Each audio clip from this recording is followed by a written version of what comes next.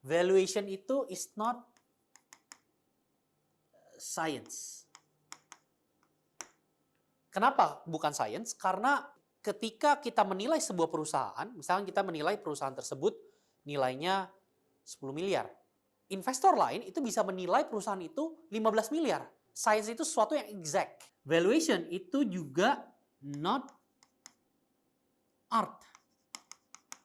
Art itu tidak ada ukurannya. Valuation itu adalah intersection between science and art. Gimana sih investor ngitung valuasi dari sebuah startup? Which is tadi ada 3 ya yang mau kita bahas di sini. Asset based valuation, market multiple valuation, dan discounted cash flow valuation. Oke, langsung aja kita masuk ke metode yang pertama, yaitu asset based valuation. Di metode ini cukup simple, karena kita akan lebih fokus menilai aset dari sebuah startup atau perusahaan dikurangin sama semua kewajiban-kewajibannya, atau disebut juga biasanya sama liabilities yang dimiliki oleh startup ini. Jadi misalnya, startup kalian ada di bidang retail, terus punya aset misalnya gedung, uang cash, inventory, yang di total-total misalnya sebesar 10 miliar rupiah. Lalu kalian punya hutang senilai 3 miliar. Maka valuasinya berdasarkan asset based valuation ini adalah 10 miliar dikurangi 3 miliar. Jadi 7 miliar. Gimana kalau startup kalian bukan startup yang punya aset fisik banyak? Misalnya dalam bidang jasa gitu ya. Well, artinya kita akan bahas metode berikutnya, yaitu market multiple valuation. Namanya juga multiple kan. Jadi di metode ini kita akan fokus sama pengalinya. Pertanyaannya, apa yang dikali dan harus dikali berapa? Jawabannya adalah kita harus lihat earning-nya dan kita akan kalikan dengan faktor pengali yang sesuai dengan industrinya yang apple to apple. Let's say kita mau cari valuasi dari sebuah perusahaan, sebutlah namanya perusahaan A. Dan ternyata di luar sana ada perusahaan sejenis yang ada di industri yang sama. Sebutlah perusahaan B. Perusahaan A omsetnya 250 miliar dengan earning-nya 10 miliar. Sedangkan perusahaan B punya omset sebesar 300 miliar, earning-nya adalah 30 miliar. Dan perusahaan B ini sudah diinvest sebesar 30 miliar untuk 25% saham. Otomatis kita tahu dong berapa valuasi perusahaan B ini? Yes, 120 miliar. Tahu dari mana? Iya, kalau 25%-nya 30M, ya tinggal kali 4 aja, jadi 120M. Nah, angka 4 ini adalah faktor pengali yang akan kita pakai untuk valuasi di perusahaan A kita. Caranya juga sama. Earning perusahaan A ini dikali sama 4. Dalam kasus ini berarti earning perusahaan A yang adalah 10 miliar dikali 4 jadinya 40 miliar. Nah, 40 miliar ini adalah valuasi dari perusahaan A. Jadi kalau perusahaan A ini lagi mau cari investasi, mereka bisa ngira-ngira nih, berapa persen saham yang bisa ditawarin ke investor dengan jumlah investasi yang diharapin. Misalnya tadi kan valuasi perusahaan A ini 40 miliar ya. Kalau perusahaan ini lagi raising investment sebesar 10 miliar, maka maksimal mereka bisa nawarin sebesar 25% sahamnya. Sebaliknya, dari sisi investor juga bisa ngitung nih, kemahalan nggak nih penawarannya nih. Kalau ternyata perusahaan A ini nawarin 10% saham aja buat 10 miliar, of course ini kemahalan. Nah, di sini biasanya ada tawar-menawar deh. Si perusahaan A ini akan jelasin potensinya dan lain sebagainya. Nah, si calon investor ini juga bakal negonya dia nekenin pada faktor pengalinya.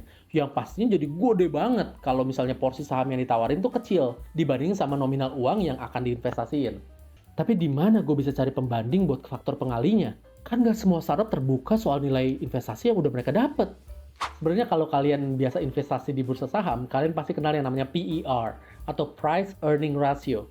Nah, faktor pengali yang kita bicarain di atas tadi actually adalah PER-nya, dan kalian bisa cek di Google atau ke websitenya idx.co.id misalnya gitu ya. Di sana ada list PER yang memang dari berbagai industri.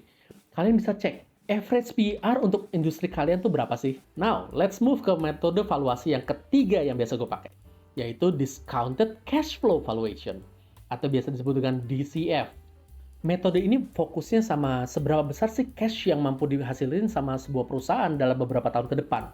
Jadi di metode ini, investor akan ngebutuhin yang namanya projected cash flow beberapa tahun ke depan dari perusahaan startup yang mau dinilai valuasinya.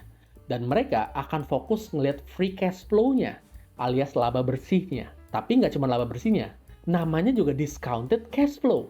Berarti ada discount rate-nya.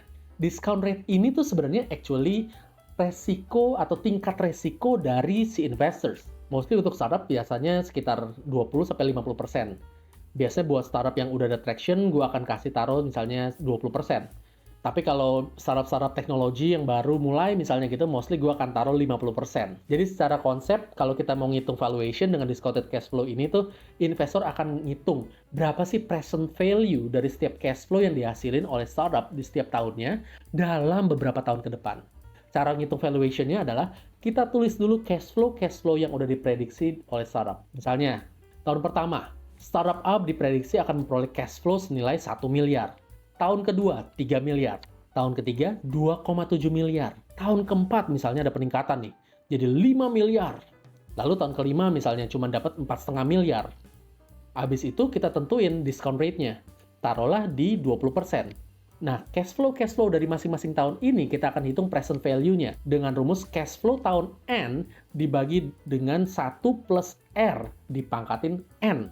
Berarti dalam case dari startup A tadi, kita bisa lihat present value untuk tahun pertama adalah segini. Tahun kedua adalah ini, tahun ketiga, 4, dan 5 segini. Lalu final move-nya adalah kita akan jumlahin seluruh present value dari setiap tahun ini. Dari tahun pertama ke tahun kelima. Sehingga totalnya adalah segini. Nah, total inilah yang akan menjadi nilai valuasi startup A saat ini. Tentunya at the end of the day, nggak cuma valuasi dan penawaran saham yang jadi pertimbangan investors untuk invest di startup kalian. Traction, growth yang eksponensial, potensi ke depan, kesulitan tim, bahkan chemistry juga pasti jadi pertimbangan.